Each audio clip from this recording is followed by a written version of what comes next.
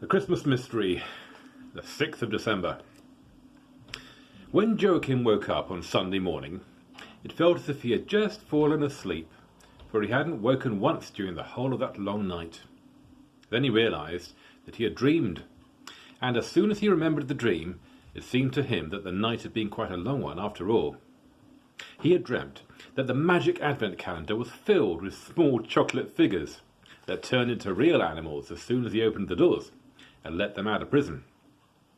To stop them running away, he had to lock them up in his secret box, and he had only let them out on Christmas Eve. Then all 24 chocolate animals crept out through the window and set off through the countryside. They were going to Bethlehem, because that's where the Christ child was born. Joachim knew that Jesus had loved everyone, but in his dream he had been fond of chocolate too. Joachim sat up and laughed. He was ready to open the 6th door in the Advent calendar. Today there was a picture of a round tower. He would look more closely at the picture afterwards. First he had to read what was on the scrap of paper. Caspar. When the boat with Elizabeth, the angel ethereal, Joshua the shepherd, and the 3 sheep touched land on the Danish side of the Aura Sound, they were welcomed politely by a black man. It was Elizabeth who discovered him first. The angel who was rowing sat with his back to the shore, and Joshua was busy keeping the sheep quiet. "There's a man over there," she remarked. The angel glanced over his shoulder and said, "Then he is one of us." The black man had a dark cloak with gold buttons, red woolen trousers, and sheepskin shoes. He came towards them, seized the boat, and pulled them up on land. The sheep jumped out first, and soon they were all standing on the beach. The man with the fine clothes bent down and took Elizabeth's hand. "Greetings to you, my child, and welcome. I am King Caspar of Nubia." "Elizabeth," said Elizabeth, curtsying politely. She wasn't quite sure how to behave.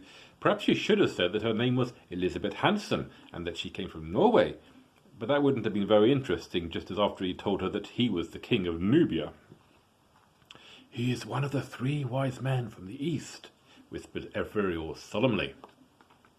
"Or one of the 3 kings of the Orient," nodded Joshua. None of this made the situation any easier for Elizabeth. If she was going to say anything, it would have to be that she was the Princess of Toten or something like that. Then maybe the king would have believed that Toten was a mighty kingdom. The Black King bowed again and said, "The pleasure is on my side of Aura Sound. You should know that I have been standing here waiting for you for so long that between 1701 and 1699 I had to play hopscotch." That sounded so mysterious that Elizabeth began rubbing her eyes to find out whether she was properly awake. It was difficult enough to play hopscotch between squares on the asphalt, but how could the wise man manage to play hopscotch between 2 different years? He explained in more detail. "When I arrived on this shore in the year of our Lord 1701, some fishermen appeared, and they were so dismayed when they saw one of the 3 wise men that I had to take a step backwards. That's how I got to the year 1700. I sat down and looked out over Aura Sound, but after a while a couple of soldiers on horseback came from the fortress in Copenhagen. They too were somewhat dismayed to see a black king. You see, at the moment, I am the only black man in the whole of Denmark. At least, the only one who is a king of the Orient besides. That sort of thing attracts attention, my friends, for people find it difficult to get used to something completely different. So, I hurried back to the year 1699, and since then I've waited here. From that time on I have met neither man nor beast, and I have had no need to hide myself from sun and moon, nor from the stars of heaven either, for the stars are so close to God that they would never permit themselves to gossip about the life of humans on earth." Elizabeth wasn't sure that she understood all this, but she did see that she was talking to a real wise man. He was so wise that she didn't quite know where to look. It was a great relief to her when at last the shepherd thumped his crook on the ground. "To Bethlehem! To Bethlehem!" The little procession of pilgrims began to move off again. The 3 sheep first, Joshua and Caspar the Black King next, Elizabeth and Ephraim last. They leapt along broad cobbled streets, and Ephraim explained that this was Copenhagen, the king's city. It was so early in the morning that the streets were almost deserted. Elizabeth thought that it was a blessing to see a big city empty of cars. Instead, you had to put up with the horse droppings that were fertilizing the streets. "The time is 1648, announced the angel ethereal. "It's the last year of Christian IV's reign. He became king of Denmark and Norway when he was still a small child many years ago. Norway is part of Denmark at this time. Christian IV is very fond of Norway and has visited the country often."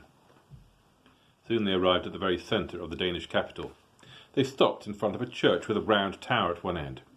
"That's the round tower which King Christian has just built on to the new Trinity Church," said Ethereal. "The church towers look imposing, but he thought it was a pity that they should stand there to no purpose. So the round tower has been built both as a church tower and as a watchtower, where astronomers can stand in peace and quietly study the movements of the planets and the positions of the stars in the sky. These are the days when the first telescopes are being invented." "That's a strange mixture," said Elizabeth. She felt that she had to say something clever every now and again, but the wise man shook his head. "The stars are created by God too," he said. "So studying the stars in the sky can be like a whole church service. But here they have neither deserts nor camels." Elizabeth stared at him, puzzled, and the wise man continued. "The best way to study the stars, in the opinion of all wise men, is to sit on the back of a camel in the desert. It's almost like sitting in a tower, but a camel can move from place to place as well, a bit like the castles on a chessboard. The only thing that's inconvenient for a camel is to go through the eye of a needle." Elizabeth was not at all sure whether she agreed that the back of a camel could be compared with a church tower, or a desert with a chessboard. "The drawback of a watchtower," Caspar went on, "is that it usually stands stock still. I've seen a tower that has stood in the same spot for more than 1,000 years. The old walls must get bored with the view. On the other hand, they have experienced how people have come and gone, and perhaps that has given them insight." Elizabeth nodded. Caspar had even more to tell her. "There are two ways of becoming wise. One way is to travel out into the world and to see as much as possible of God's creation. The other is to put down roots in one spot and to study everything that happens there in as much detail as you can. The trouble is that it's impossible to do both at the same time." Elizabeth was struck with wonder at the wise man's words. To be on the safe side, she clapped her hands, and the angel and the shepherd did the same. Caspar was infected by their enthusiasm and began clapping too, because he was so pleased with all that had been said. Elizabeth thought it must be fun to keep thinking such clever thoughts. It was as if the wise man had read her thoughts. He said, "Thinking clever thoughts is almost like being at a circus. Not a circus with clowns or elephants, but a real thinking circus.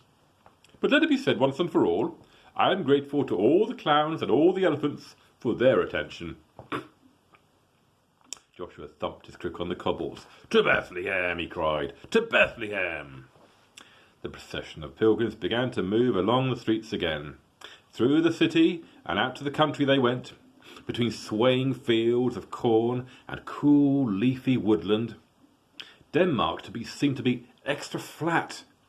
She could see no tall buildings. The only things that pointed upwards occasionally were the churches they passed, all of them built in honour of a little child who once upon a time was born in Bethlehem. They caught sight of the sea in the distance and came down to a small town called Korsor, which lay beside the Great Belt, the broad sand between Sjælland and Fyn. I probably said that completely wrong. The people in the town almost fell over when they caught a glimpse of the astonishing procession. But their terror lasted only a short time, for the next moment the procession had moved 1 or 2 weeks backwards in the history of the town. Then there were other people who caught a glimpse of the pilgrimage for a second or two. At that time there was continual talk of angels. Joshua pointed to a large rowing boat at the water's edge. "We shall have to borrow that," he said. "Hurry up now. It's nearly 1,600 years after Jesus' birth." And he fell to chasing his sheep on board.